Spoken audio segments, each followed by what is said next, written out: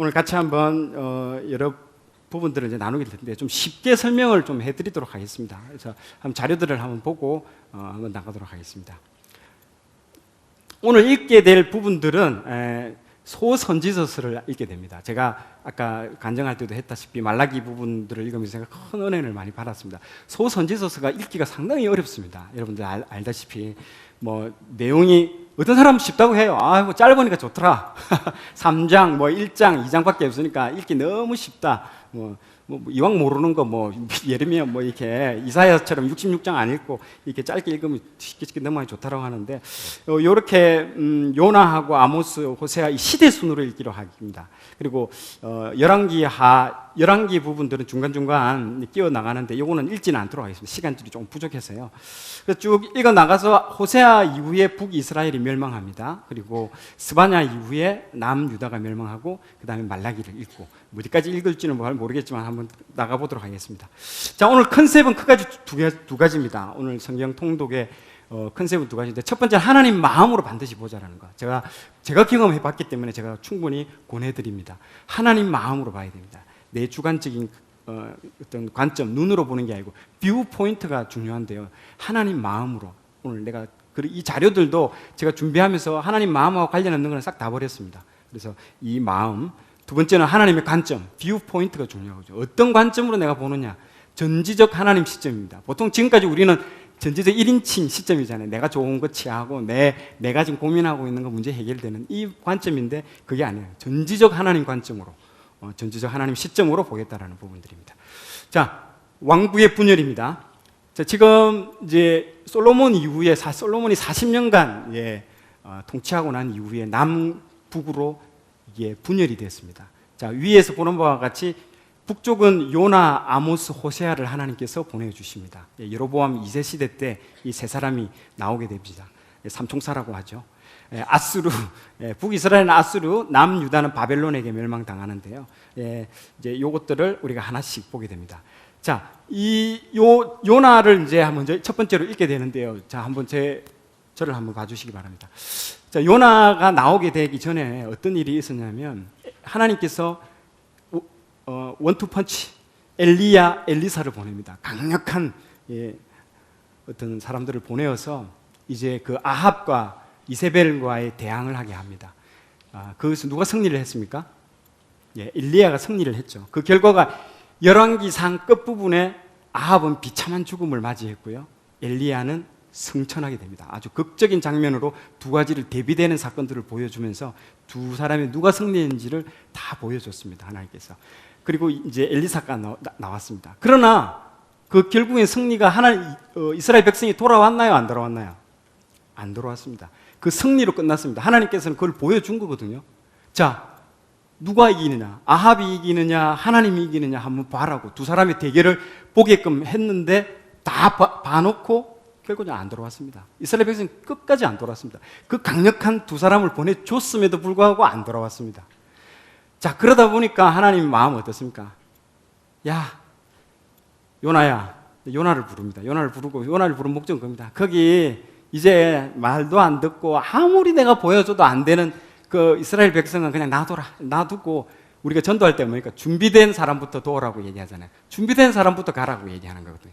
자, 거기는 놔두고 준비된 그 니느웨부터 가라고, 아수르부터 가라고 하는 겁니다. 무슨 말인지 아시겠죠? 그래서 요나가 이제 하나님께서 부릅니다. 왜 1번 타자로 요나가 나왔나? 이제 그게 그 이유라고 보시면 될 것 같습니다.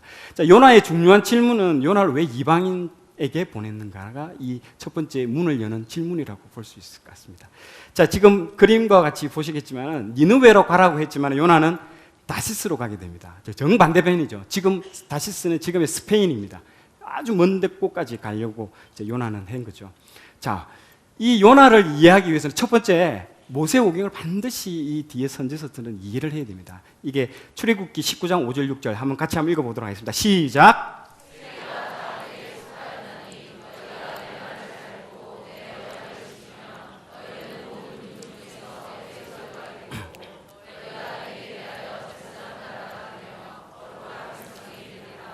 저를 한번 봐주시기 바랍니다. 자, 하나님께서 이 말이 무슨 말이냐면요.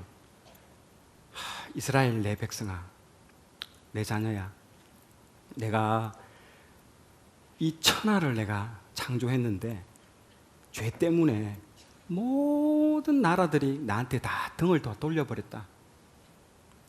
근데 이제는 내가 너를 선택했고 이제 너만은 나한테 돌아오고 등을 돌리고 나한테 돌아오고 돌아와서 내 말을 듣고 이제는 다른 나라 믿지 않는 다른 나라들을 이제는 다 나에게 돌아오는 그 사명을 네가 좀 감당해 달라는 그 사명이 이 집 말씀이거든요. 보통 우리 월십 할 때 그러잖아요. 나오면 이제 하나님 이렇게 옷을 하얀 가운 입고 나오신 분 있고 이제 뒤에는 다 등 돌려 있는 사람이 있고 그래서 하나님이 한 명 탁 등을 치면 그 사람이 돌아봐가지고 이렇게 하나님하고 이렇게 하고 그 다음에 그 사람이 깨닫고 다시 다른 사람 등을 치고 다른 사람 다 돌아와가지고 다 같이 이렇게 월십하면서 이제 그게 그 월십이 딱 이 출애굽기 이 19장 5절 6절이거든요. 너가 그 역할을 해라는 그게 하나님의 사명입니다. 그렇기 때문에 너가만 혼자만 잘 먹고 잘 믿고 끝나는 게 아니라는 거야. 자, 이 제사장 보여주십시오. 그 자료를 한번 화면 보여주시기 바랍니다. 제사장이라고 적혀져 있는데 이 제사장이 라틴어로 폰티펙스입니다. 폰티펙스. 앞에 폰이 다리라는 뜻이거든요. 다리를 놓는 자라는 겁니다. 이게 영원한 우리 대제사장 예수님이시잖아요. 죄로 인해서 하나님과 우리 인간 사이에 관계가 끊어져 버렸죠. 그 길을 예수 그리스도의 십자가 다리를 놓는다는 거죠. 그래서 제사장이라는 말은요, 그 폰티펙스라고 기억하시면 됩니다. 다리를 놓는 자. 여러분 집에서도 제사장이고 다 어디든 제사장들이 있잖아요. 그것을 하나님과 우리 간에 다리를 놓아주는 그 역할을 합니다. 이 말씀을 알아야만이 요나서를 이해를 할 수 있습니다. 그런데 요나하고 이스라엘 백성들은 이방인에 대해서 하나님과의 다른 관점을 가지고 있습니다. 이방인들은 지옥의 땔감들이다. 이렇게 언젠가는 너희들 다 심판받고 용서받지 못할 자들이라고 일반적으로 지금도 이스라엘 백성들은 그렇게 생각하고 있습니다. 요나의 차이죠. 자, 지금 화면에 보시는 것 같이 아수르 제국은 어마어마하게 큽니다. 지금 밑에 이집트까지 다 아수르 제국이 다 장악했죠. 이걸 보시는 바와 같습니다. 자, 아수르가 굉장히 악했습니다. 우리 한국하고 일본하고의 사이하고 비슷하고 생각하시면 됩니다. 잔인한 정복 전쟁과 수탈을 했습니다. 추수철에는요, 딱 요파 그 항구에다가 배를 딱 갖다 대고 싹 쓸어가 버립니다. 그러면 먹을 게 없잖아요, 이스라엘 백성들이. 그러니까 한국의 일제 식민지 시대가 유사합니다. 아버지는 자료 화면 보여주십시오. 아버지는 일본 헌병에 끌려가고 여자들은 정신대에 끌려가고 모든 재산들은 다 빼앗긴 상황입니다. 이런 생각들을 이스라엘 백성들은 가지고 있는데요. 그런데 아수르에 가라고 하는 거예요. 지금 내 원수의 나라에 가서 이제 전하라고 지금 하니까 이제 못 가겠다는 거죠. 그리고 반대편으로 간 거예요. 40일만 지나면 40일만 버티면 이제 너희들은 멸망하구나 이제 이렇게 생각하는 거죠. 아시겠죠? 자, 그래서 요나서 1장에 보면 이제 니느웨 저쪽 방향으로 가라고 지금 되어 있는데 반대 방향으로 가게 되죠. 자, 그래서 어떤 방향으로 갑니까? 반대 방향 요바로 해서 가게 됩니다. 보이는 바치. 근데 거기 가서도 어떻게든 뭐 우여곡절 끝에 갔어요. 갔는데 거기 도시가 어마어마하게 커요. 지금 보는 것 같지. 우리나라 서울보다 더 큰 도시인데 그러면 큰 도로만 가도 최소 3일이 걸립니다. 거기서 전도하려면 야 믿으세요 막 전도하려고 했는데 3일이 걸려요. 근데 며칠 갔다고 되어 있습니까? 하루 갔습니다. 하루. 하기 싫다는 거야. 그냥 이렇게 망한다. 망해. 그럼 뭐라고요? 시끄러워. 듣지 마. 망해. 안 믿으면 망하는데. 대충 선도하고 가는 거예요. 하루만 해야 돼. 믿으려면 믿고 말라면 말고. 망하는데. 이게 외쳤기는 외쳤는데. 그러니까 하기 싫은 게 여기에 하루길이라는 거기에 힌트가 있는 겁니다. 하기 싫은 거예요. 진짜 저 사람들이 진짜 용서하고 돌아오면 어떡하지? 그게 거기에 깔려 있는 겁니다. 하기 싫은 겁니다. 자, 어떻게든 하나님께서 이렇게 놀랍게 이게 좀 있을 수 없는 일이거든요. 맞죠? 이게 어떻게 보면 이게 일반적인 일이 아니잖아요. 맞죠? 일반적인 일이 아니거든요. 그러니까 한 나라가, 한 사람이, 그것도 식민지 국가에 있는 촌뜨기 같은 애가 하나 와가지고 대충 뭐 이렇게 전했는데 그걸 찰떡같이, 개떡같이 전했는데 찰떡같이 알아듣고 완전 온 나라가 금식을 선포하고 비상계엄을 선포하고 완전 뭐 동물들까지 뭐 옷을 입히고 막 지금 난리 난 경우에 지금. 이런 일들은 참 특이한 경우거든요, 지금. 그런데 이래 되면 굉장히 이제 요나 입장에서는 기뻐해야 될 거잖아요. 자기가 이제 전도를 이렇게 했는데 기뻐해야 되는데 자, 한번 자료 한번 볼까요? 그 이후에 요나가 한 행동을 보시면요, 기가 막힙니다. 자, 이 전도한 후에 심판을 이제 기대하면서 딱 산 중턱에 이제 의자 하나 딱 깔고 이렇게 있잖아요. 어떻게 앉아서 구경하는 거예요. 이제 불이 확 내려가는 걸 이제 기다리고 있는 거예요. 지금 기다리고 있는 겁니다. 이제 얼마나 아이러니입니까? 그러니까 하나님 마음하고 이 사람 마음하고는요 완전히 다른 겁니다. 반드시 심판해야 된다는 거예요. 그래서 지금 4장을 내가 왜 안 읽었냐면요. 4장은 여러분들 집에 혹시 그 중이 뭐 이렇게 사춘기 아들이 있는 사람 있으시죠? 딱 사춘기 아들이라 생각하면 됩니다. 이 요나 중2병 걸린 애. 우리 집에 있거든요. 이런 느낌으로 읽으시면 딱 맞습니다. 망해야 되는데 안 망하니까 이제 열이 딱 받는 겁니다. 이런 거예요. 내가 밖에 나가서 한 대 엄청 맞고 왔는데 형한테, 그럼 우리 아빠가 가서 혼내주긴 했는데 아빠는 그냥 바로 혼 안 내주거든. 우리 아빠의 성품은 먼저 그 애가 잘못했다고 먼저 얘기하면 내가 용서해 줄게. 안 그러면 내가 가서 혼낼게. 이랬는데 가서 너 잘못했다고 빨리 회개하니까 바로 무릎 꿇어버린 거예요. 이 사람이. 이 경우예요. 그러니까 이 사람이 이거 아닌데 가서 혼을 내야 되는데 싶은 거예요. 자, 그럴 때 4장 1절을 한번 보십시오. 요나가 제일 중요합니다. 요나가 매우 싫어하고 성내며 1절. 2절에 보십시오. 고국에 있을 때 하나님 내한테 말했지 않습니까? 완전히 심판하기로. 그런데 주께서는 이 말이 이제 이겁니다. 야, 우리 주님 은혜로우시며 자비로우시며 내가 참 이런 분인지 내가 이제서 알았네. 진짜 야, 이런 분인지 내가 몰랐다면서 막 화가 막 이제 이게 비꼬는 말입니다. 이게 비꼬는 말이에요. 이걸 비꼬는 말인데 이걸 예능을 다큐로 받아들이면 안 됩니다. 여러분. 자, 3절에 보면 아유, 내 사는 것보다 죽는 게 낫다고 막 내 죽이 주이소 막 이렇게 얘기하는 겁니다. 3절에 보면. 자, 4장 9절에 보십시오. 8절에도 한 번 더 그래요. 맨 끝에 이르되 나 사는 것보다 내가 죽는 게 낫겠다고 내가 막 죽여달라고. 그러니까 하나님이 이 왜 화내노? 이렇게 물어보는 거예요. 그리고 9절에 보니까 말미암아 성내는 것이 옳으냐 하시니 그가 대답하되 내가 썩내어 죽기까지 할지로 내가 오래이다 이러는 거예요. 보통 이 정도 되면 뭐 우리 아버지가 막 기빵망이 하나 올라가죠. 이렇게 이 정도 되면 올라가는데 우리 하나님 끝까지 이렇게 참는 거예요. 그분 완전 진짜 중2병 걸린 사춘기가 하는 거라고 여러분들 이해하시면 됩니다. 자, 4장 읽어보도록 하겠습니다. 예전에 우리 고나나 집사님께서 이렇게 한번 강의하셨죠. 우리 자녀들을 어떻게 해야 되냐? 꾸나 아시죠? 아, 네가 정말 힘들구나. 요나한테 이제 하나님께서 보통 하면 야, 네가 정말 화가 많이 나는구나. 너가 정말 아수르한테 정말 기분이 많이 안 좋구나. 이래야 되는데 이제 마지막 이 정도 아까 9절 정도 가면 저는 못 참습니다. 그때 이렇게 꾸나를 할 수밖에 없어요. 너는 이제 맞아야겠구나. 참다 이제 그 꾸나가 나오는 거죠. 네. 자, 이걸 통해서 이제 보십시오. 이게 이제 박능꿀이 이겁니다. 우리 어르신들은 좀 알겠지만 이 아주까리라고 합니다. 박능꿀이 아니고 실제적으로 우리 아주까리라고 하는 요게 이제 아까 요나의 머리 위에 이제 싹 이렇게 덮어지는 거죠. 그늘이 지게끔 만들어주는 겁니다. 이제 보시는 바와 같이 아주까리 피마자 열매가 열매는 거죠. 자, 하나님 마음을 이 요나서를 읽으면서 정말 나와 가까운 이 선지자도 내 뜻과 내 마음도 모르는 정말 안타까운 상황이에요. 아까 말했죠. 그 이스라엘에게 준 하나님의 사명이 그런 거죠. 다른 민족들도 나에게 돌아오게끔 하라는 게 하나님의 마음인데 저것들은 죽어야 된다고 심판받아야 된다고 이렇게 생각해요.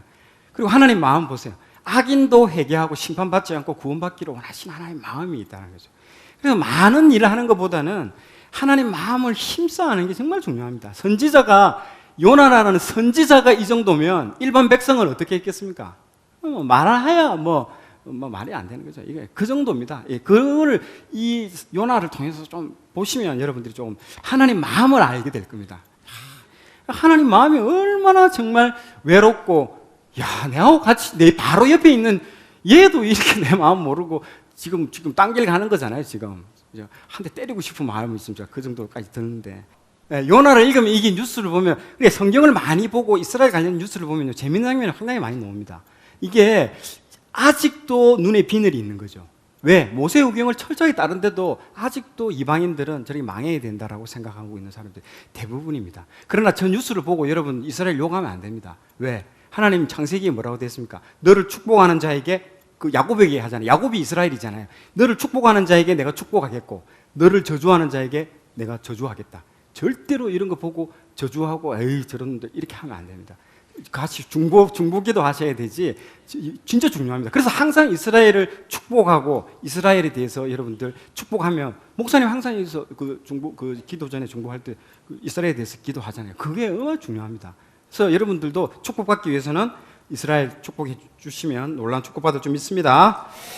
자, 열왕기하 16장 3절에 잠시만 언급을 합니다. 16장을 한번 보시면요, 3절에 보면 아하스 왕이 나옵니다. 유다 왕 아하스 왕. 유다 왕 중에 가장 황당한 왕입니다. 자기 아들을 불 가운데 지나가게 하는 사건이 나옵니다. 열왕기하 16장 3절에 보면요, 이 불 가운데 지나간다 이 말이 무슨 말인지 몰라요. 왕이 이런 문화를 지금 가고 있습니다. 보세요. 앞을 보시면 이 가나안 신이 이 가나안 땅에 들어갔을 때, 그 여호수아 때에 들어왔을 때 느보신 다양한 신이 많습니다. 그 중에 이 그모사 몰렉이라는 신이 있습니다. 암몬 모압 지역에. 어느 동네인가요? 하면 이 그노사 몰렉은 어떤 신이냐면 인신공양입니다. 레위기 18장 21절에 나옵니다. 사람을 바치는 겁니다. 그리고 사람을 제물로 바치는 거예요. 특히 자녀를. 그래서 여기 지금 보시는 그 그림 같이 밑에 불이 나오죠. 이 불 위에 뜨거운 손이 있습니다. 손이 뜨겁게 이거 지금 불에 달궈져 있습니다. 거기에 애를 갖다가 넣는 거예요. 어떻게 되겠습니까? 그러니까 이게 지금 암몬 모압 쪽에서 이루어지고 있습니다. 한국에도 그런 게 있다고 합니다. 뭘까요? 누굴까요? 한국은 심청전에 보시면 저기 인당수에 몸을 던진다고 그러잖아요. 실제로 용왕신에 그 사람을 바치는 거예요. 던지는 거예요. 처녀를. 그 똑같은 게 인신공양 똑같은 겁니다. 이런 것들도. 한국도 지금 그런 문화들이 있습니다. 자, 다음 장 넘겨보세요. 지금 모압하고 암몬 지역이 어디냐면 여기입니다. 지금 보시는 바와 같이 여기 이 지역입니다. 모압하고 암몬 지역이 여기고 여기고 이 지역인데 사사시대 때 활동했던 사람 중에 입다라는 사람이 있습니다. 입다가 활동했던 지역이 여기입니다. 모압 지역이죠. 맞죠? 똑같죠? 모압 지역이 있습니다. 이 입다가 어떤 일을 했습니까? 입다가 나중에 전쟁에 딱 승리하고 올 때 이러잖아요. 나를 첫 번째 맞이하는 사람을 내가 바치겠습니다. 하나님께 이러잖아요. 근데 누가 나왔어요? 자기 딸이 딱 첫 번째로 나왔어요. 그리고 자기 딸을 바쳐요. 또 실제로 거기서 보면. 그러니까 사사라는 이 하나님께서 선택한 사사라는 사람마저도 그 동네에서 유행하고 있는 풍토 그리고 세상 풍조의 영향을 받아가지고 그대로 하는 겁니다. 와, 기분 좋아가지고 업이 돼가지고 그대로 한다는 거죠. 지금 보세요. 그 지역이 딱 그 지역이잖아요. 지금 보시는 요 입다라는 그 지역에 살고 있는 거예요. 그러니까 동네에서 막 저런 제사를 이렇게 저런 제사를 할 때 가서 보는 거예요. 보고 이거 좋네 생각하는 거예요. 자기랑 이거 좋네 하다 보니까 막 이런 서원을 하는 거잖아요. 이런 서원을. 주일학교 때 잘못 받으면 뭐 이 서원을 이렇게 지키는 거다 뭐 이런 얘기를 하는데 그게 아니고 이 사사마저도 세상 풍조에 빠져가 영향을 받았다라는 걸 지금 하나님께서 보여주시는 겁니다. 자, 아모스 넘어가도록 하겠습니다.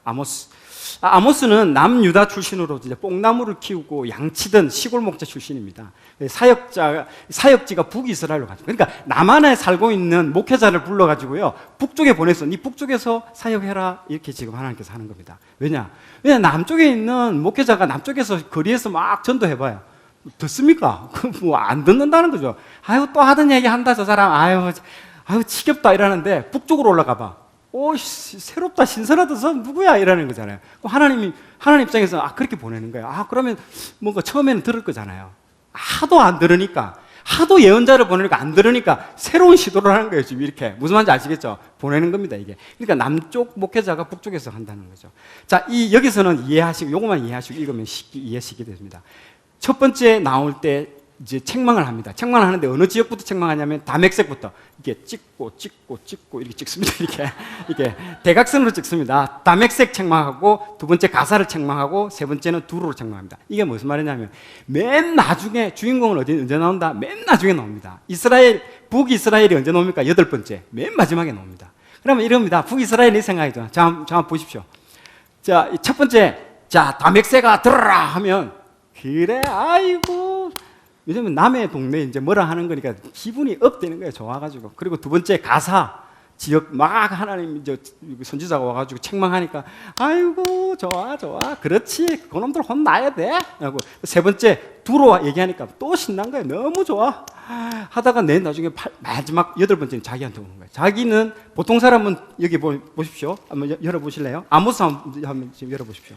아모스를 열어보시면 3절에 보시면 다맥색의 서너 가지 제로, 6절에 보시면 가사의 서너 가지 제로, 9절에 보시면 두로의 서너 가지 제로. 짧게 두 줄씩 나옵니다. 두 줄씩 짧게. 너 잘못한 거 짧게 나오는데 여기 2장부터 이스라엘 맨 마지막 이스라엘 북이스라엘에 대해서는 9장까지 갑니다. 9장까지. 2장부터 9장까지 계속 개만 따다다다 만든 거예요. 완전 뭐 그렇게 상태까지 하나님 몰아붙입니다. 다른 사람 동네 제든 두 줄씩 짧게 한다. 무슨 말인지 아시겠죠? 그러니까 그런 겁니다. 자, 이렇게 이해하시고 보면 됩니다. 자, 어제 우리 이모뉴 성도님하고 만나가지고 한번 동역을 한번 했는데요. 한번 영상 촬영을 한번 했는데 영상 한번 보이도록 하겠습니다. 다메섹아 들어라. 내가 너희들의 서너 가지 죄로 책망한다. 남선의 목사가 무슨 말 하는가 한번 들어봅시다. 가사야 들어라. 내가 너희들의 서너 가지 죄로 책망하노라. 그래. 남선 목사가 시원하구먼. 에도마 들어라. 내가 너희들의 서너 가지 죄로 책망하노라. 모처럼만이 남선에서 진짜 예언자가 왔구만 그래. 남유다야 들어라. 너무 좋습니다. 결국 내가 한뜻 속에서다. 너 북이스라엘아 들어라. 내가 너를 책망하노라. 좀 적당히 하시라고요. 좀 듣기도 말고 한두 번이지 그만하시라고요. 저 너무 입막으라 이 주둥아리다가. 무슨 말인지 이해가 되시죠? 무슨 말인지 아시죠? 이게 첫 번째 막 다른 동네를 얘기하면서 하는 거예요. 특히 나중에 7번째는 남유다 얘기할 때는요, 자기 원수거든요. 남쪽지, 우리 남북하고 비슷한 거예요. 원수지만 얘기할 때는 너무 좋아가지고 막 이러는 거예요. 절정에 다릅니다. 그렇게 여러분들이 이해하시고 보면 됩니다. 아모스 1장 1절은요, 상당히 이제 이게 누구 왕이냐면요, 여로보암 2세입니다. 여로보암 2세는요, 실제로 여기 보시는 바와 같이 정치, 경제, 사회, 외교 모든 분야에서 정말 뛰어난 업적을 이루어냅니다. 그래서 이때 아모스 때는요, 굉장히 잘 살았습니다. 굉장히 잘 살았어요. 실제적으로 풍요로웠어요. 그러나 이 사람의 단점 한 가지, 하나님을 모릅니다. 영적으로 무지한 놈. 그래서 이게 문제입니다. 그래서 굉장히 부역 하치가 풍조했습니다. 자, 아모스 1장 1절에 한번 볼까요? 세 번째 줄 한번 읽어볼게요.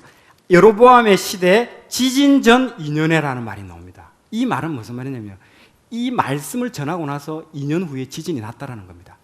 무슨 말인지 아시겠죠?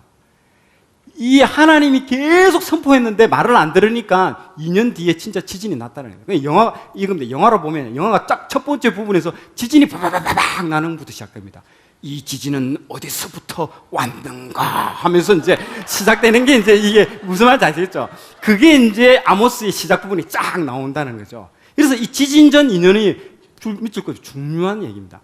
이렇게 아모스가 외치고 막 계속 얘기했는데도 안 들었습니다. 그래서 이 지진이 어마어마하게 났습니다. 우리 며칠 전에 지진 났죠. 이 지진은요, 이 역사에서 최고의 큰 지진입니다.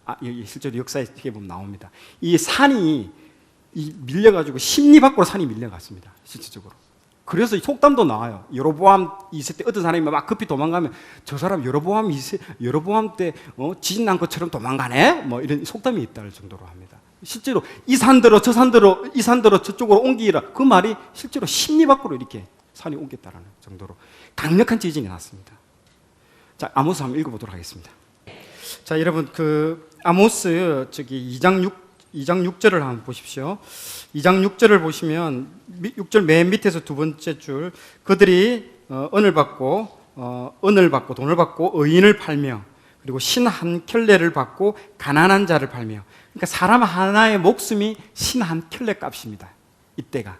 그러니까 지금 만몬 그러니까 돈이 제일입니다. 돈이 최고다. 그러니까 바알과 아세라의 사상이 만몬이거든요. 돈, 음란. 이 두 가지가 기본 패턴 사상인데, 이때 아모스가 계속 얘기하는 게 이 돈, 만몬의 부분들을 굉장히 강조를 합니다. 그래서 돈이 최고예요. 사람 다 뭐인들도 팔아버리고 사람 하나를 그냥 인신매매하고 뭐 신 한 켤레 값으로 해버리는 거예요. 그리고 그래서 보낸 거예요. 아모스를 보내서 책망하고 돌아오라고 얘기하는데 한번 보세요. 그 2장 12절에 보세요. 나실 사람으로 포도주를 마시게 하며 선지자한테 억지로 포도주를 들이부어 버리는 거예요. 술 마시게 하고 또 선지자에게 명령하여 예언하지 말라. 입을 털어 막아버렸어요. 실제적으로 아까 보신 것처럼. 그리고 한번 보세요. 저기 7장 12절 한번 보십시오. 7장 12절에 보면 너는 유대 땅으로 도망하여 거기 가서 떡을 먹으며 거기서나 예언해라. 야, 너희 나라 돌아가라 이거예요. 지금 북쪽에서 있는 사람 빨리 너희 나라 입 닥치고 너희 나라 가서 거기 가서나 예언해라는 거죠. 하나님 말씀을 욕으로 듣고 있습니다. 욕으로 가서 지금 너희들이 잘못한 걸 얘기해 주고 있는데 우리가 말씀을 욕으로 듣는다고 막 그렇게 얘기한 것처럼 지금 다 욕으로 듣고 있습니다. 듣기 싫다라고 길을 막고 있는 거예요. 지금 이 얘기하는 게. 자, 이 자료 화면 한번 보시기 바랍니다. 자, 바산의 암소 한번 영상을 한번 보도록 하겠습니다. 4장 1절 한번 보십시오. 영상 틀어주시고요. 자료 화면 보십시오. 아모스 7장 7절 한번 보십시오. 아모스 7장 7절에 아까 읽어봤을 때 다림줄이라고 나옵니다. 아까 보셨죠? 다림줄이라는 말이 나오는데요. 이 다림줄이 지금 보시는 화면 요겁니다. 건축을 할 때에 이 수평을 쫙하게 직각으로 맞추기 위해서 이 다림줄을 이용합니다. 이 말은 하나님이 우리를 심판할 때 기준을 삼으시는 하나님의 의가 됩니다. 딱 기준점이 되는. 그게 이 다림줄입니다. 그래서 이 다림줄이 아모스에는 이런 심판의 기준이 되고요. 스가랴에 또 다림줄이 또 나와요. 이 스가랴 4장 10절에 나오는 다림줄은 빨리 성전 재건을 해라라는 성전 재건을 임박을 나타내는 글로 이 다림줄이 이용된다라고 이렇게 이해하시면 여러분 될 것 같습니다. 자, 아모스 이거와 연관이 있는 재미있는 어떤 간단하게 이야기를 해드리겠습니다. 이스라엘 6일 전쟁입니다. 이 아모스의 약속의 말씀하고 관련이 있습니다. 자, 이 하나님이 직접 개입한 이스라엘 6일 전쟁입니다. 1967년입니다. 그렇게 멀지 않습니다. 6월 5일 날 시작해서 6일 만에 전쟁이 끝났습니다.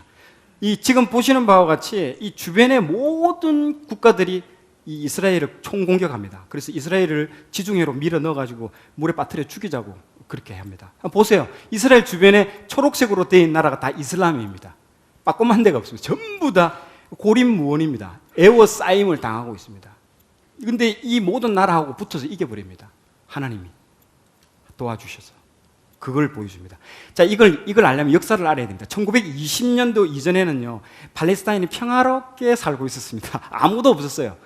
그래서 살고 있는데 갑자기 1920년부터 47년까지 여기 색깔이 보이죠? 약간 조그만 이렇게 색깔들이 보이죠? 이게 이제 유대인들이 돈을 주고 땅을 삽니다. 사가지고 조금씩 살다가 1947년도에 갑자기 깃발을 탁 꽂더니 여기는 우리 땅 하고 이제 여기 내 땅이라고 이제 선포를 해버린 겁니다. 이게 지금 황당한 거죠. 이게 비유로 따지면 이 이스라엘이 AD 70년 티투스 장군에 의해 가지고 망합니다. AD 70년이 언제냐면요, 우리나라 고구려 시대입니다. 그 고구려 시대 이후에 망해서 이스라엘 사람들은 전 세계로 흩어져 가지고 뿔뿔이 다 흩어졌다가 1947년도에 돌아와 가지고 나라를 만들었거든요. 그 말은 고구려 후예가 갑자기 서울에 땅을 사기 시작해가지고 거기에 깃발 꽂고 고구려다 하고 똑같은 거예요. 지금 진짜 딱 비유가 이겁니다. 그러면 나라로 인정을 해줘야 되는데 누가 나라로 인정해 줍니까? 팔레스타인 사람들 얼마나 열받아요. 평화롭게 잘 살고 있는데 갑자기 이스라엘 사람들이 돈으로 밀어붙여가지고 땅 사가지고 깃발 꽂고 여기 내 땅이다라고 해버리는데 인정이 안 되거든요, 이게. 그런데 자료 화면 보십시오. 이게 유엔에서 이걸 인정을 해줘 버립니다. 유엔에서 인정해야 나라가 되거든요. 국가로 인정하거든요. 그래서 투표를 했는데 반드시 질 거라고 생각했는데 역전이 돼버렸어요. 이겨버렸어요. 그게 지금 유엔이 실제로 승인을 해버렸어요. 이런 놀라운 기적이 일어났습니다. 그러다 보니까 그 옆에 있는 나라들이 가만히 있겠습니까? 이제 이를 부드득 하는 거예요. 이제 이슬람 국가들이 저걸 가만두지 않겠다라고 그런 차에 1967년도 이제 6.1 전쟁이 벌어집니다. 이때 어떻게 시작됐냐면 안식일 날 쳐들어옵니다. 왜? 유대인들이 다 쉬기 때문에 아무것도 안 하니까 그때 폭격기 와서 공습을 하기 시작합니다. 그럼 유대인들이 해야 할 것은 뭐가 있을까요? 방공호에 들어갑니다. 방공호에 들어가지고 이제 숨는 것밖에 없어요. 안식일에 일을 하면 안 되니까 전쟁도 안 돼요. 가면 딱 시기를 보는 거예요. 안식일만 딱 끝나라. 안식일만 딱 끝나라. 딱 시기만 보고 있는 거예요. 그리고 이 안식일이 언제냐면 금요일 일몰부터 토요일 일몰까지. 그래 토요일 일몰 딱 끝나자마자 그때부터 반격이 시작됩니다. 그리고 언제까지 반격을 해야 될까요? 6일 만에 끝내야 돼요. 7일째 또 안식일이잖아요. 그래서 6.1 전쟁인 거예요. 이게 지금 7일째 되면 다시 또 방공호에 들어가야 돼. 다시 숨어야 돼. 다시 또 전쟁이 쉬어야 돼요. 그렇기 때문에 6일 만에 끝장을 다 내버려야 됩니다. 그래서 6.1 전쟁인 거예요. 이게 하나님이 함께 해가지고 그 말도 안 되는 전쟁입니다. 이 숫자도 그렇고 뭐 병력 면도 그렇고 이길 수 없는 전쟁인데 이겨버립니다. 어떻게 이겼느냐? 그걸 내가 설명해 드릴게요. 이게 이제 아모스 9장 15절 말씀입니다. 아모스 9장 15절 읽어보시겠습니다. 시작.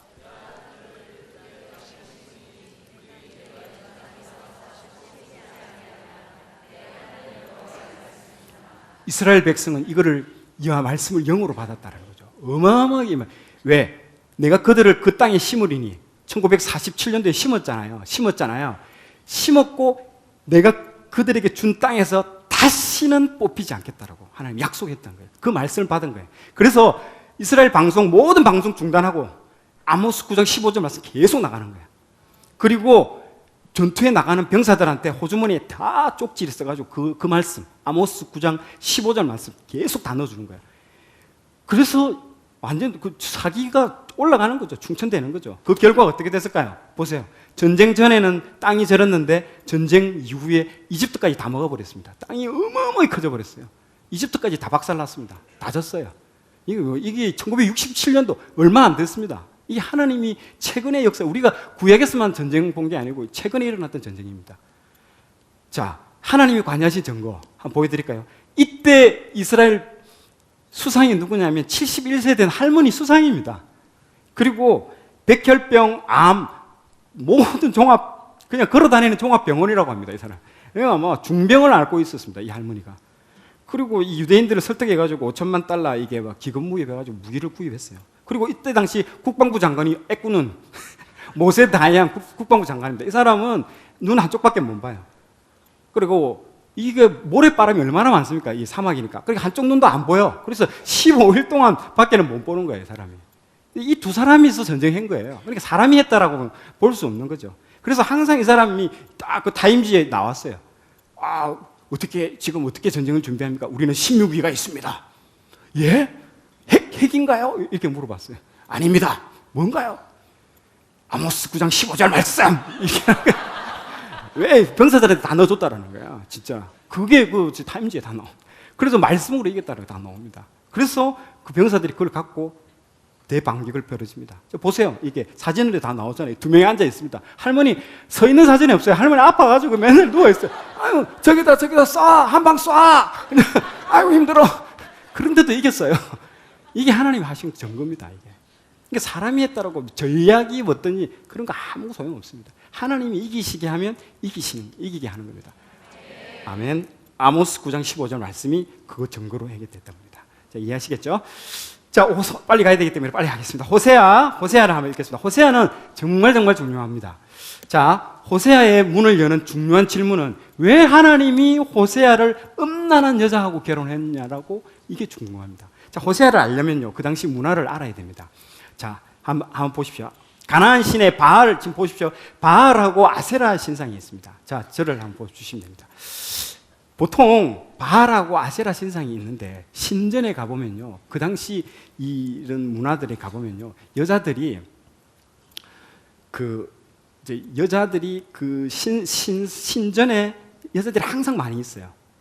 그리고 그 신전에 그 당시의 문화가 뭐냐면 바알하고 아세라를 농경 문화잖아요. 농경 문화이기 때문에 비가 안 오면 큰일 납니다. 근데 비가 안 오면 이 사람들은 어떤 생각을 하냐면, 아, 우리가 섬기는 이 바알하고 아세라가 기분이 안 좋아가지고 우리한테 비를 안 내리는가 보다. 이 두 사람 사이에 뭔가 문제가 있는가 보다. 금술이 좋아야 되는데 큰일 났다. 그래서 이 제사를 지내는 목적이 뭐냐면 음란한 행위를 하는 거죠. 이 두 사람이 다시 이렇게 관계가 회복시키기 위해서 그걸 앞에 보여주는 겁니다. 그래서 그 신전 안에서 음란한 행위를 하는 거죠. 그걸 보여줌으로써 이 사람들이 다시 기분이 좋아져서 우리한테 비도 주고 한다는, 그게 주요 목적입니다. 그런데 항상 거기에는 신전이 있는데 보통 남자들이 재물을 들고 옵니다. 양하고 소하고 들고 와가지고 밤에 이렇게 굉한 눈으로 이렇게 와가지고 그 재물을 주고 그런 관계를, 이렇게 음란한 관계를 맺는 거죠. 근데 그 재물이 그 당시에 얼마나 많았던지 그 신전 안에서 해결을 할 정도가 아니고 다 먹고 나서도 남아가지고 그 시장에다가 내다 팔았다라고 합니다. 너무 많아서. 그게 여러분들 고린도 전서에 보면 우상의 제물을 먹어야 되는지 말아야 되는지 물어보는 장면이 나오잖아요. 실제로 고린도 교회가 어디에 있냐면 그게 아데네 옆에 있습니다. 그러니까 아프로디테 신전 바로 옆에 있거든요. 아프로디테 신전이 뭡니까? 아프로디테가 비너스거든요. 그 똑같아요. 그 똑같은 이방 신을 섬깁니다. 거기는 1000명이나 되는 여자 제사장들이 있어요. 그러면 그 동네에 와가지고 하는 거예요. 그러면 그거를 다 소화를 못하니까 내다 파는 거예요. 그 시장에. 그러니까 고린도에 있는 사람들이 다 아는 거예요. 그 시장에 내다 파는 그 고기는 그 제사를 지내고 왔다는 고기인지 아는 거예요. 그래서 물어보는 거예요. 이거 먹어야 됩니까? 안 먹어야 됩니까? 이렇게 물어보는 거예요. 바울한테. 그게 거기까지 연결이 되는 거거든요. 그래서 여기에서 일하고 있는 아주 독실한 바알의 신상을 섬기는 신자입니다. 이 고멜이라는 여자가. 이 호세아하고 결혼하는 여자가 그 여자입니다. 그래서 결혼을 해가지고 애를 낳았는데 틈만 나면 나가서 딴 남자하고 살고 있어요. 그러면 호세아가 찾아가.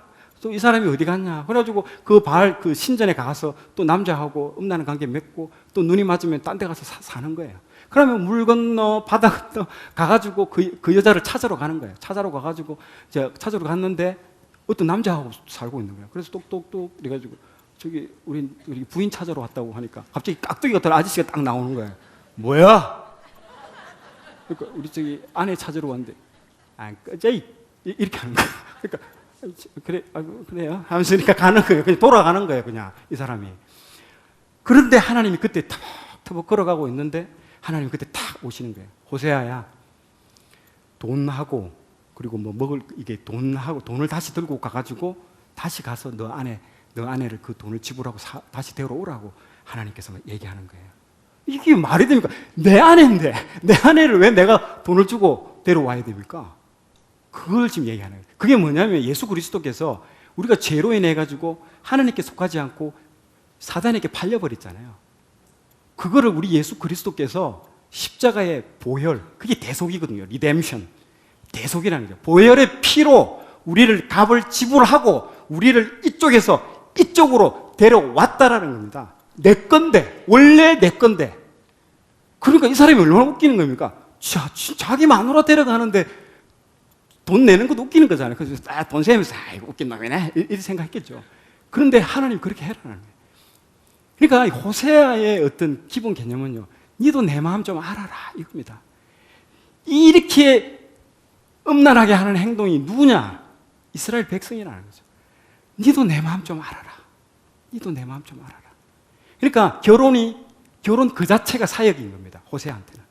그리고 애 이름 지은 거 볼까요? 자, 호세아서 한번 펴보십시오. 이게 호세아서는, 그래서 호세아의 이름이 예수님하고 이름 똑같아요. 아시죠? 예수님하고 이름 똑같은 사람이 2명 있습니다. 2명 있습니다. 한 사람이 여호수아, 호세아. 이 두 사람은 헬라어로 예수님하고 이름 똑같아요. 여호수아는 뭡니까? 이스라엘 백성을 이끌고 가가지고 전쟁을 통해서 그 가나안 땅을 정복하잖아요. 네? 우리 예수님이 누구십니까?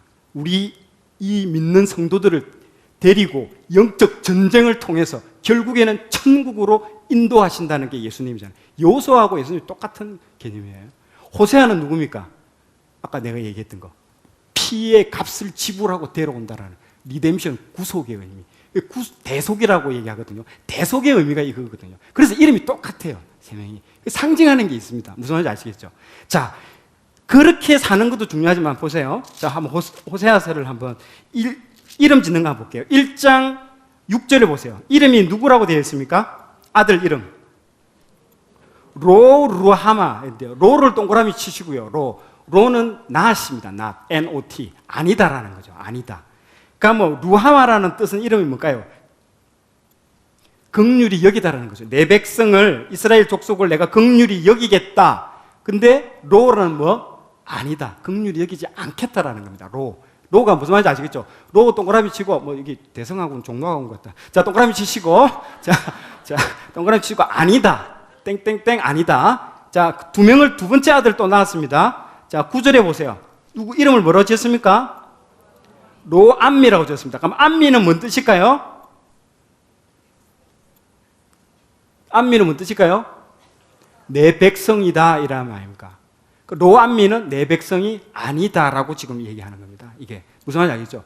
그러면 아들 이름을 이렇게 짓는 거예요. 지금 아들 이름 보세요. 이거 아들 이름이 내가 긍휼히 여기지 않겠다. 내 백성 아니다. 지금 아들 이름을 이렇게 지은 거예요. 이름 짓는 것도 사역인 거예요. 가서 전해라는 거죠. 그럼 동네 사람들이 뭐라 할까? 이름이 이상하다면서, 이름이 뭐 이런 너 이렇게 할 겁니까? 막 화제가 될 겁니까? 그 자체가 메시지라는 거예요, 그게. 근데 우리 교회 보세요. 너무 참 좋아요. 운동초등학교, 여기 구성초등학교 가면 뭐 베드로, 요한, 그게 메시지라는 거죠. 이 시대에 전하는 메시지라는 겁니다. 자녀 이름을 통해서. 이걸 지금 얘기하는 거예요. 이게 메시지다. 야, 네가 결혼하는 결혼 그 자체도 사역이고, 호세야. 그리고 네 애 이름 짓는 그 자체도 사역이다라는 거죠. 무슨 말인지 아시겠죠? 그래서 이게 이름이 참 의미들이 다 있습니다. 그걸 반드시 보시고 이렇게 봐야 됩니다. 그래서 이 눈물 없이는 들을 수 없습니다. 이거 호세아서는요. 그래서 눈물 보면요, 하나님이 얼마나 정도인지 알 수 있습니다. 자, 이게 한번 보여주십시오. 그리고 호세아의 배경은요, 마지막에 예언자입니다. 북왕국에. 왜? 이거 성경을 볼 때 여러분들 잘 아셔야 되는 게, 하나님 관점으로 반드시 보라고 했습니다. 내 관점으로 보면요, 하나님 너무 이상한 분이다. 왜 호세아를 음란한 여자하고 결혼시킬까? 이게 내 관점으로 보는 거예요. 근데 하나님 관점으로 보면 너도 나와 같은 마음 가지라. 아브라함 보십시오. 이삭을 바칠 때 하나님이 너는 나의 벗이다 합니다. 너는 내 친구다 이랍니다. 왜? 두 사람이 똑같은 경험을 한 거잖아요. 아들을 바쳤다라, 아들을 줬다라는 거. 그래서 유일하게 너는 내 친구다, 너는 나의 벗이다 얘기하는, 그걸 경험해보지 못한 사람은 모릅니다. 이건 누가 경험합니까? 그걸 하나님이 얘기하시는 거거든요. 그게 사역이라는 거죠. 그게 하나가. 자, 그래서 이 자신의 아내로 인해 하나님 마음을 이해하게 되는 겁니다. 자, 이거 보십시오. 자료를 보십시오. 자, 아내로 인해서 하나님 마음이 이해하고요. 결혼 자체가 사역이고 자녀 이름 짓는 자체도 사역입니다. 자, 호세아서 한번 읽어보도록 하겠습니다. 14장 읽으면서 느껴지시죠? 하나님 마음이. 예, 정말 울고 계시는 하나님, 어떻게 보면 통곡하고 계시는 하나님, 그걸 느껴져야 됩니다. 이게 얼만큼 지금 돌아와라 해도 끝까지 안 돌아오는 우상숭배를 통해서 계속 그렇게 하고 있습니다. 자, 이제 이 세 명 삼총사가 나와가지고 그러니까 아모스는 하나님이 굉장히 뭐라 하는 스타일이고요. 호세아는 감성적으로, 감정적으로 이렇게 하나님이 말을 합니다. 하나님이 다양한 방법으로 지금 이스라엘을 계속 오게끔 하고 있습니다, 지금. 그런데 이 세 명 다 결국에는 해서 안 됐습니다. 그래서 어떻게 됐을까요? 열왕기하 17장, 요거 읽고 열왕기하 17장을 읽으셔야 됩니다. 17장에 가면 북이스라엘이 이제 사마리아 성에 함락되고 아수르의 포로로 다 끌려갑니다. 그리고 포로로 끌려갔는데 모든 사마리아 사람들을 다 이쪽에 지금 보시는 바와 같이 아수르 성에다가 세 군데로 다 나눠서 그냥 다 만들어 버렸습니다. 다 강제 이주를 시켜버렸어요. 그리고 아수르 사람들을 사마리아로 데려와 버렸어요. 그럼 어떻게 될까? 당연히 결혼하고 혼혈이 나와버리는 거예요. 그냥 혼혈인이 나와버립니다. 그래서 나중에 신약에 보면 이 사마리아 사람을 개취급하잖아요. 남유다가. 이것 때문에 그런 겁니다. 이 사건 때문에. 그래서 얼굴 자체가 틀려요. 남유대 사람들은 유대인인데 이 북쪽은 거의 혼혈입니다. 혼혈. 그래서 완전히 이제 되는 거죠. 예수님과 수가성 여인 만나서 그러잖아요. 왜 당신이 내한테 물 달라고 해요? 이렇게 얼굴 딱 보면 아는 거죠, 지금 서로.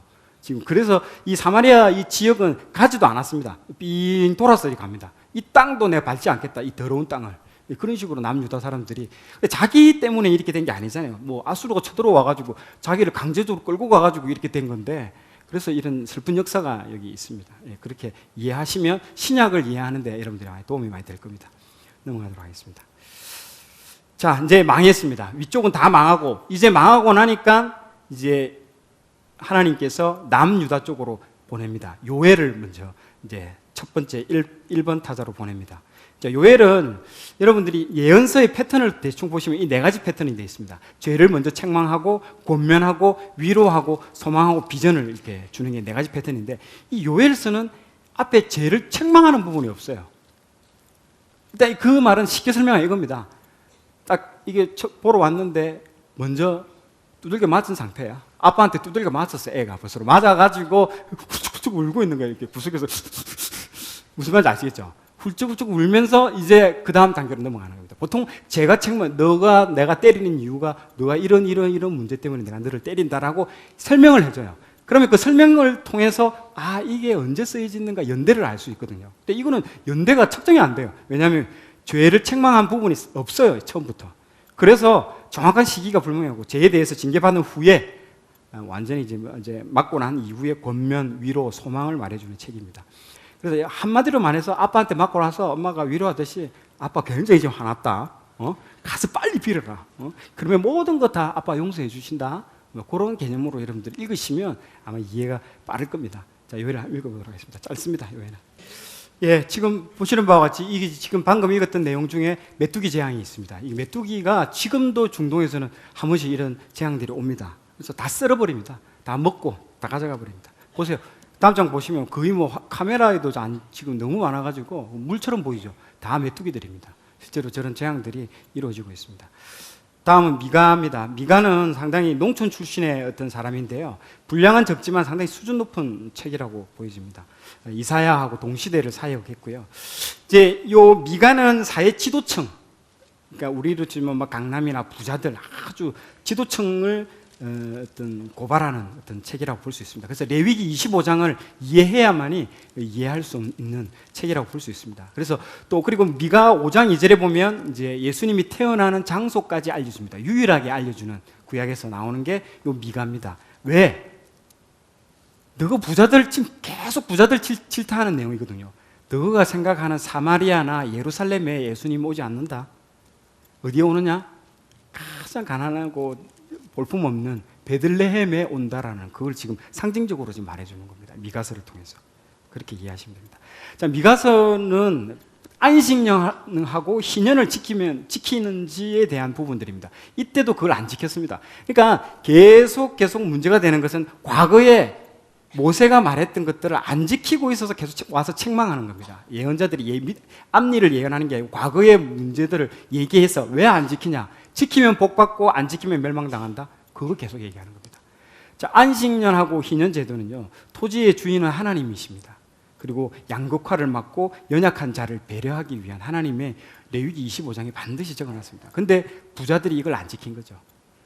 그래서 땅을 빼앗고 부자들이 미가 지금 읽을 2장 2절에 보면요, 부자들이 더 차지하려고 절대로 땅을 매매할 수 없게끔 되어 있습니다. 레위기 25장에 보면요, 자기가 가지고 있는 땅을 촉하게 여기고 거기서 나오는 것들을 만족하며 살아라고 했는데 남의 땅 뺏고 집도 탐하고 이렇게 문제가 발생하는 겁니다. 그리고 안식년을 안 쉬었어요. 쉬어라고 했는데 안식일을 지키고 6년마다 7년째 안식일을 지키려 했는데 안 쉬니까 하나님께서 바벨론으로 데려가가지고 강제 안식을 시켜버립니다. 70년 동안 너거 안식해라. 강제적으로 안식시켜버립니다. 그게 역대하에 나옵니다. 이 말씀에 통해서. 자, 그렇게 여러분들 이해하시면 됩니다. 미가를 먼저 읽고 설명을 해드리도록 하겠습니다. 자, 보십시오. 이게 이제 이 부자들한테 경고했던 메시지고요. 이게 이제 안식년입니다. 저번에 최강 목사님 오셨을 때도 얘기했는데 이걸 안 지키고 있다는 거죠. 분명히 레위기 때 지키라고 했거든요. 확실히 말씀을 쉽게 설명하면요, 6년간 토지를 사용하고 7년째는 우리가 안식일처럼 지내는 것처럼 7년째 1년 동안 쉬게 내버려 두라는 겁니다. 땅도 1년간 토지를 쉬게 하는 겁니다. 그럼 뭐 먹고 삽니까? 물어볼 거 아닙니까? 그럼 1년 동안 뭐 먹고 살아요? 하나님이 6년째에는 평균 수확량의 3배를 주겠다고 약속하셨습니다. 실제로 3배가 나옵니다. 다 그 지켰어요, 하나님께서. 안식년을 토지 소산물로 가난한 자에게 줍니다. 그럼 1년 동안 내버려 둬도 뭔가 나올 거 아닙니까? 맞죠? 아마 농사를 안 지어도. 그럼 그거를 가난한 사람한테 주라는 겁니다.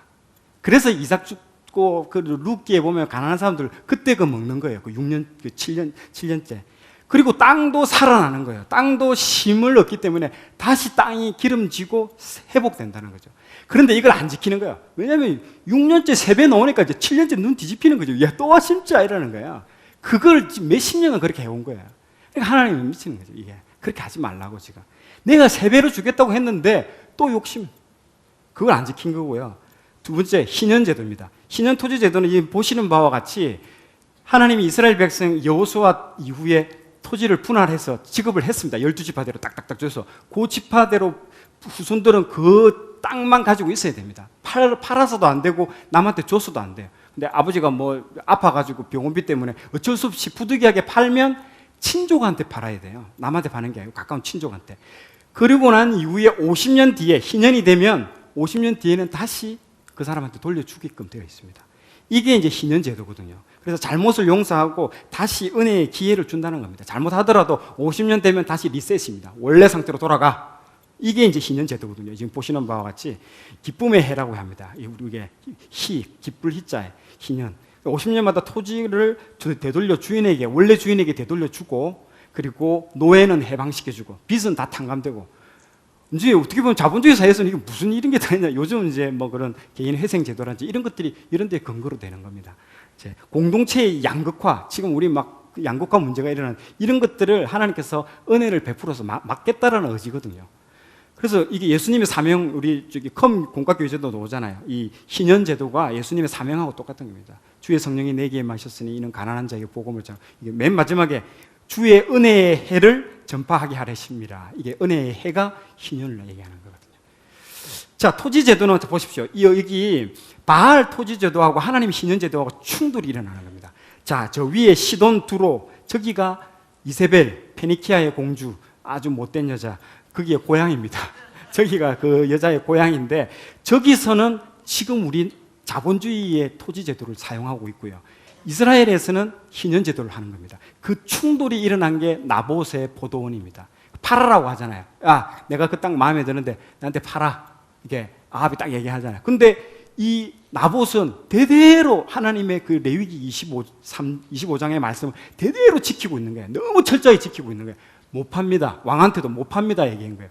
그때 이제 아합이 열받은 거예요. 밥도 안 먹고 나 밥 안 먹을래? 뭐 이렇게 하니까 이세벨이 왜 화내십니까? 뭐 이러니까 이제 물어보니까 나 저거 가지고 싶은데 안 판다네? 이렇게 되는 거예요. 뭘 그걸 걱정합니까? 근데 왜냐? 이세벨의 입장에서는 말이 안 되는 제도거든요. 하나님 희년 제도. 다시 리셋하는 거잖아요. 50년 뒤에 다시 돌려준다? 이세벨의 머릿속에는 자기 그 땅의 주민의 생각은 지금 여기 자본주의하고 똑같은 거예요. 아니 다시 돌려주면 그동안에 열심히 일한 사람 바보 되는 거잖아요. 그러면 이 땅이 발전이 없잖아요. 자본주의가 발전의 개념이잖아요. 발전 또 발전. 무엇을 위해서 발전하는지도 모르고 계속 발전하는 거야. 근데 하나님은 50년 만에 다시 리셋, 원래대로 돌아줘. 되돌려줘. 이거는 그 사람의 개념상으로서는 이거는 미련한 제도인 거예요. 미련한 제도. 그게 충돌이 일어난 사건이 나봇의 포도원입니다. 그리고 결국에는 나봇을 죽이고 포도원을 강제로 뺏어버리잖아요. 그때 이제 선지자가 와가지고 강력하게 책망하잖아요. 그 사건입니다. 다음 넘겨보십시오. 그래서 이게 이제 그 희년 제도하고 그게 충돌이 나. 무슨 말인지 아시겠죠? 예, 그렇게 이해하시면 됩니다. 자, 다음 나훔입니다. 나훔은요 하나님의 위로입니다. 위로. 이제 여기 보면 제일 중요한 사건이 뭐냐면 니느웨가 이제 멸망한다. 아수르가 이제 멸망한다. 아수르 때문에 상처받은 사람이 너무너무 많았죠. 아수르 지금 망했으면 좋겠다. 이를 부득부득 하는 사람들이. 나훔 한번 펴보십시오. 나훔 펴보면요. 저기 나훔 1장 15절에 한번 보십시오. 볼지어다 아름다운 소식을 알리고 화평을 전하는 자의 발이 산 위에 있도다. 유다야 내 절기를 지키고 내 서원을 갚을지어다. 이게 무슨 말이냐면요. 내가 아수르가 망하기만 하면 내 아들까지 바치겠다. 내 전 재산 다 바치겠다. 막 서원하는 사람도 많았어요. 그 정도로 막 이가 부드드득 갈리는 거예요. 원수의 나라는 거죠. 이 서원. 그러니까 하나님이 유머예요, 유머. 이제 네가 그렇게 약속했으니 지켜. 뭐 이런 거야. 왜? 니느웨 이제 내가 아수르 멸망시키겠다는 거야. 너희들이 정말 듣고 싶어하는 니느웨 아수르 내가 멸망시킬게. 네가 그때 그런 서원했던 거 다 지켜라 하면서 이런 거야. 좀 설마 지키겠습니까? 유머스럽게 말하는 겁니다. 자, 그런데 보십시오. 이때 아무도 안 믿었습니다. 이 망한다고 했을 때, 나훔이 망한다고 했을 때, 이건 세계 최강국인데 어떻게 망해? 그런데 망했습니다. 어떻게 망했냐? 1장 8절에 보면 1장 8절에 보세요. 그가 범람하는 물로 엄청난 토사로 땅에 묻습니다. 이게 지금 화면에 보시면요.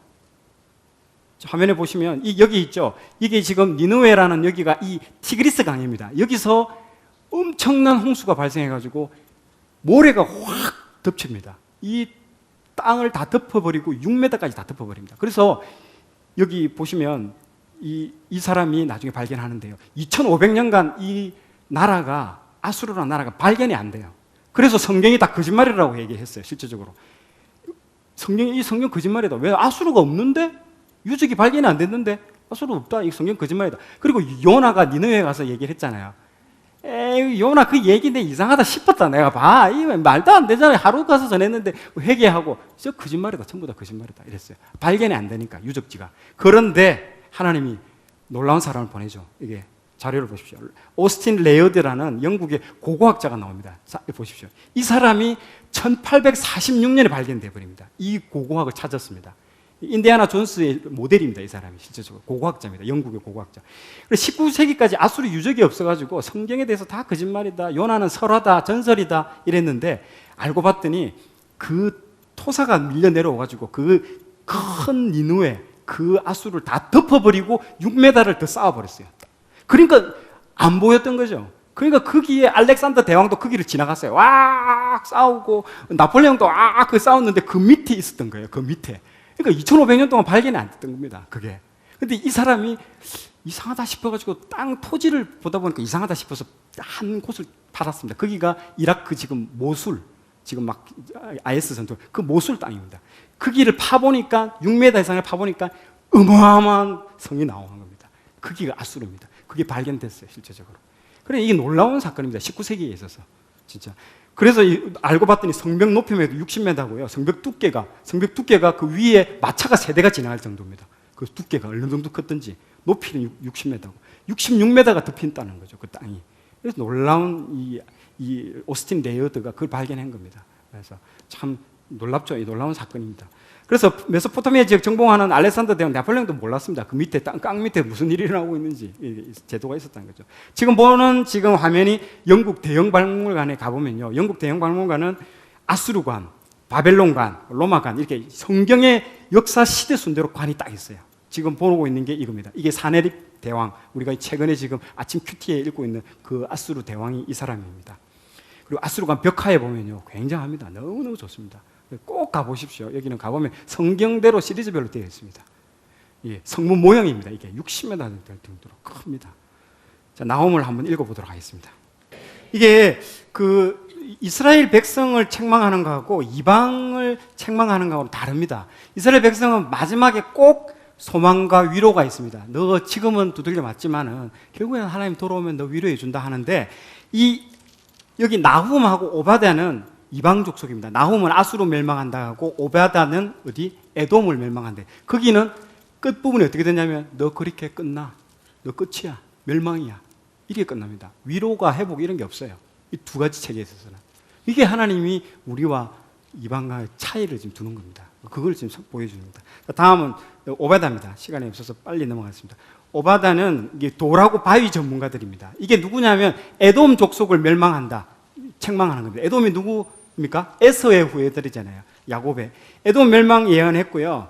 지금 에돔의 죄는 이스라엘이 당하고 있는데 이스라엘이 막술한테 맞고 있는데 같이 도와주고 그랬어요. 이스라엘을 막 당하고 있는데. 그래서 이걸 책망하는 부분들입니다. 그래서 에돔이라서 예언서 뒷부분에는 소망이 안 나오고 멸망으로 끝납니다. 실제적으로 여기도 보면. 지금 보시는 바와 같이 이 에돔은 페트라 성으로 굉장히 유명합니다. 지금 사진에 보는 바와 같이 이게 아주 아름다운 성입니다. 그래서 여기 1장 3절에 한번 볼까요? 지금 오바댜 1장 3절 한번 보십시오. 오바댜 1장 3절. 1장 3절에 보면 너의 마음이 교만이 너를 속였도다. 바위 틈에 거주하며 높은 곳에 사는 자여 내가 마음에 이르기를 누가 능히 나를 땅에 끌어내리겠느냐 하니. 자 보십시오. 이겁니다.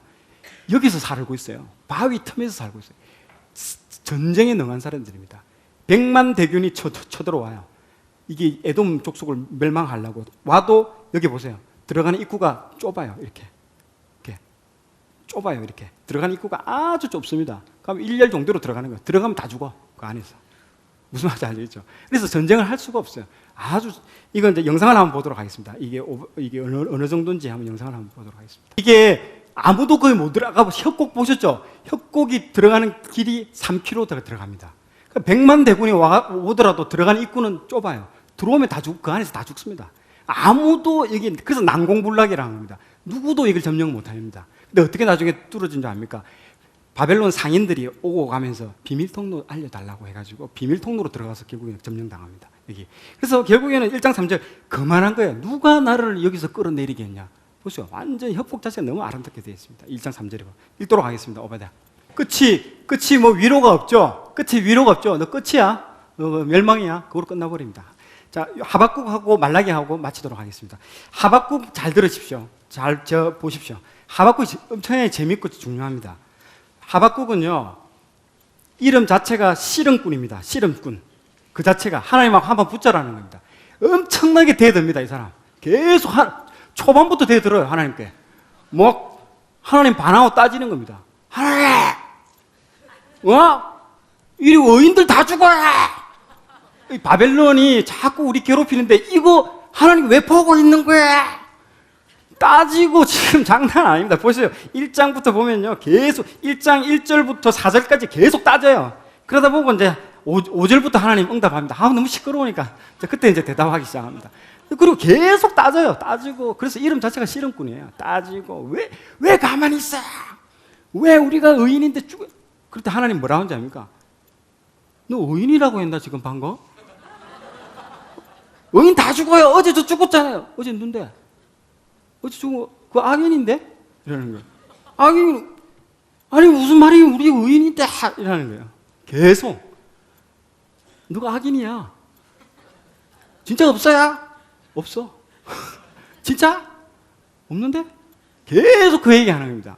왜 우리는 의인인데 왜 저 악인들이 우리를 공격하는 걸 보고만 있는 거예요? 하나님이 아닌데? 다 악인인데?